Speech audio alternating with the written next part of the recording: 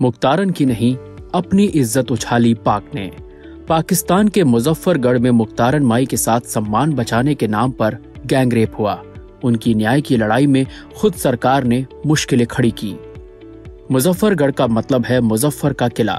मुल्तान के गवर्नर नवाब मुजफ्फर खान ने शहर को बसाया था, तो नाम भी उनका ही मिल गया। इस किलेबंद शहर से करीब 75 किलोमीटर दूर पड़ता है गांव मीरवाला। कच्ची सड़कें, कच्चे पक्के मकान और दूर तक फैले खेत। गर्मियों की दोपहर में जब हवाओं के साथ रास्तों की धूल उड़ती है तो मंजर इतना धुंधला हो जाता है कि तस्वीर भी साफ नहीं उतरती।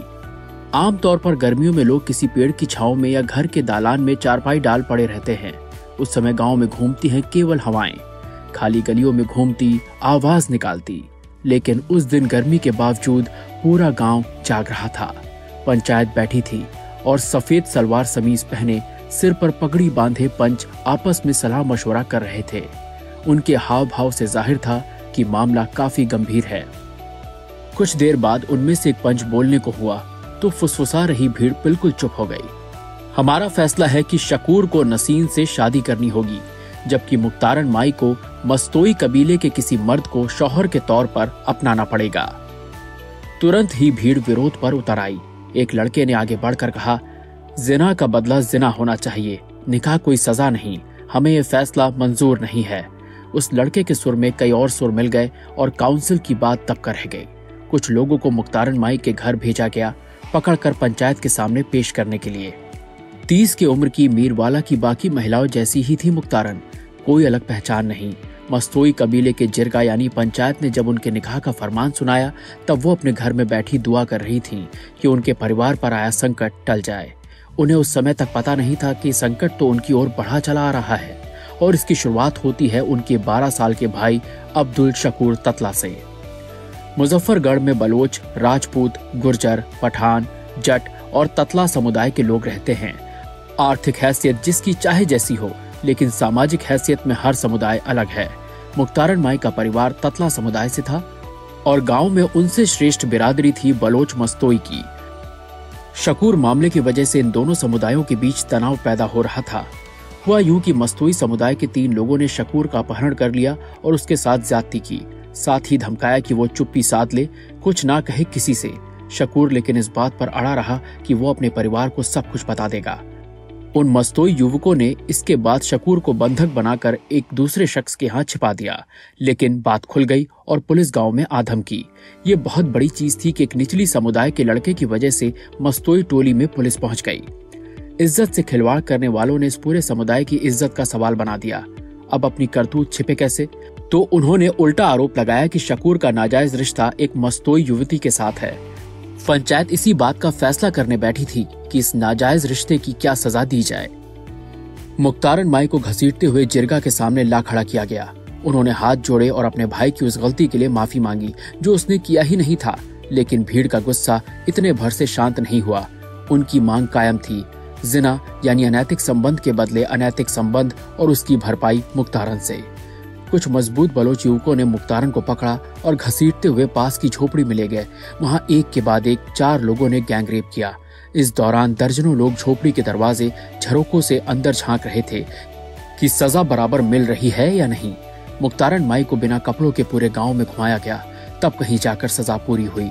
शकूर को छोड़ा गया।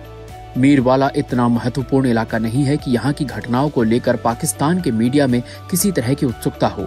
वैसे भी बाहरी दुनिया को कहाँ पता था कि ऐसी कोई घटना हुई है। पंचायत ने थाने में कहलवा दिया था कि एक छोटा मामला था जिसे सुलझा लिया गया है और वर्दी वालों की जरूरत नहीं।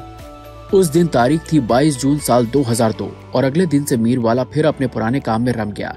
लेकिन गांव के इमाम थे जिन्हें ये वारदात कचोट रही थी। उन्हें अंदर से महसूस हो रहा था कि कुछ तो गलत हुआ है और इसके बारे में आगे बताना चाहिए। तो 6 दिन बाद बात थाने और वहां से एक स्थानीय रिपोर्टर तक पहुंची। पहली हेडलाइन एक लोकल अखबार में आई थी और ज्यादा वक्त नहीं लगा इसे इंटरनेशनल सुर्खियां बनने में। पुलिस ने तुरंत केस दर्ज करके 14 आरोपियों को गिरफ्तार कर लिया। कायदे से यहाँ से मुख्तारन माई का संघर्ष खत्म हो जाना चाहिए था। यहाँ से जिम्मेदारी होनी चाहिए थी पाकिस्तानी सरकार की, लेकिन हुआ उल्टा। पंचायत में मुख्तारन को जो झेलना पड़ा उससे कम प्रताड़ना यहाँ नहीं हुई। न्याय पाने के लिए उन्होंने जो लड़ाई शुरू की उसे पाकिस्तान के खिलाफ लड़ाई समझा गया। इसे ऐसे लिया गया कि मुख्तारन की वजह से पूरी दुनिया में पाकिस्तान की बदनामी हो रही है। सुरक्षा के नाम पर उनके घर पर इतना कड़ा पहरा बैठा दिया गया जिसमें वो फंस कर रह गईं। उनके कहीं आने जाने से मीडिया से बात करने पर अघोषित पाबंदी लगा दी गई। एक समय ऐसा भी आया जब तब के राष्ट्रपति परवेज मुशर्रफ के कहने पर मुख्तारन माई का नाम एग्जिट कंट्रोल लिस्ट में डाल दिया गया। इस लिस्ट में नाम डालने का मतलब हुआ कि मुख्तारन देश के बाहर नहीं जा सकती। दरअसल उनके पास एमनेस्टी इंटरनेशनल से बुलावा आया था, लंदन जाना था और उसके पहले ही सरकार ने पाबंदी लगा दी। हो हल्ला मचा तो मुशर्रफ ने कहा कि मुख्तारन खुद नहीं जाना चाहती क्योंकि उनकी मां बीमार हैं। एक सफेद झूठ। समझ सकते हैं कि मुख्तारन की आवाज कितनी खलने लगी होगी। एक राष्ट्र प्रमुख को झूठ बोलना पड़ा। चिढ़ ऐसी थी मुख्तारन से कि उन्हें परेशान करने का कोई तरीका नहीं छोड़ा गया। कभी इस्लामाबाद से बुलावा आता तो कभी रावलपिंडी से। एक गैंग रेप विक्टिम को एक अफसर के दरवाजे से दूसरे अफसर और एक मंत्री की चौखट से दूसरे मंत्री की चौखट तक दौड़ाया जाता रहा। सभी यही चाहते थे कि मुख्तारन किसी तरह थक कर चुप बैठ जाएं। खैर, अंतर्राष्ट्रीय दबाव का ही असर था कि घटना के कुछ ही महीनों के भीतर ट्रायल कोर्ट से फैसला आ गया। अदालत ने 6 आरोपियों को मौत की सजा सुनाई थी जबकि बाकियों को बरी कर दिया था। 8 लोगों को छोड़ने के विरुद्ध मुख्तारन माई और सरकार ने आगे की अदालत में अपील की। इस बार बाकी के 5 भी छूट गए और जिस एक को दोषी माना गया उसकी भी सजा घटाकर उम्र कैद कर दी गई। बाद में पाकिस्तान के सुप्रीम कोर्ट ने भी इसी फैसले को बरकरार रखा। कानून से निर्णय भले हक में ना हुआ हो पर पूरी दुनिया मुख्तारन माई के साथ थी। पाबंदियां उन्हें बहुत वक्त तक मीरवाला में कैद करके नहीं रख सकी। वो कई मंचों पर गईं और महिलाओं के अधिकारों पर बात की। इस घटना ने मुख्तारन माई को सबक दिया कि अगर गांव की दूसरी लड़कियों के साथ ये सब होने से रोकना है तो उन्हें जहनी तौर पर मजबूत करना होगा। मुआवजे की जो रकम उन्हें मिली थी उससे उन्होंने पहला काम किया गांव में स्कूल खोलने का।